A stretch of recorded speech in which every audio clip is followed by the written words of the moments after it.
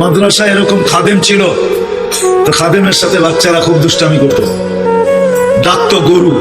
কি হ্যাঁ, পড়ার সময় গরু ডাকতো। তো ও ছিল একটু সাদা সিধা, সাদা সাদা সিধা বোঝেন, সরল ছিল, সরল সহজ সরল, একটু হাবলা টাইপের, তো বেশি মাথায় নিত না।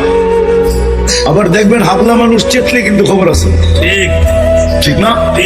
একদিন বৃষ্টি হইতেছিল প্রচন্ড, এর দায়িত্ব ছিল ছেলেদেরকে খানা পরিবেশন করা। তো খানার সময় হয়ে গেছে, খানা নিয়ে আসে না, তো ছেলেরা চিৎকার দিতেছে গরু কই গেল। একটু পরে দেখতেছে খানা নিয়ে আসতেছে, তো সবাই চিৎকার দিয়ে বলতেছে ওই গরু এত দেরি করলি কেন? বাস সরল সহজ তো লেগে গেছে মাথায়। খানা নামায় দিয়া মোহতামিম সাহেবের কাছে যায় বলতেছে চাকরি করবো না। কেন? ওই মাদ্রাসায় যেটি পালেন সব দেয়া দাও, সবসময় গরু বলে সয়ে গেছি, আজকেও গরু বলতেছি, ভিজা ভিজা খানা নিয়ে আইলাম। তো মোহতামিম সাহেব বুঝছে যে সরল সহজ মানুষ চেতলে তো এরমই চেতে গেছে সিধা বাড়িতে।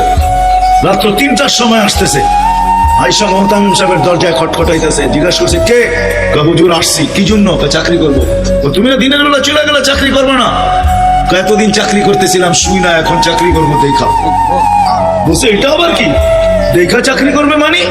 আমি স্বপ্নে দেখতেছিলাম কিয়ামত হয়ে গেছে, আমি পুলসিরাতের পাশে গিয়ে দাঁড়ায় আছি, পুলসিরাত চুলের মতো চিকন, তলোয়ারের মতো ধার।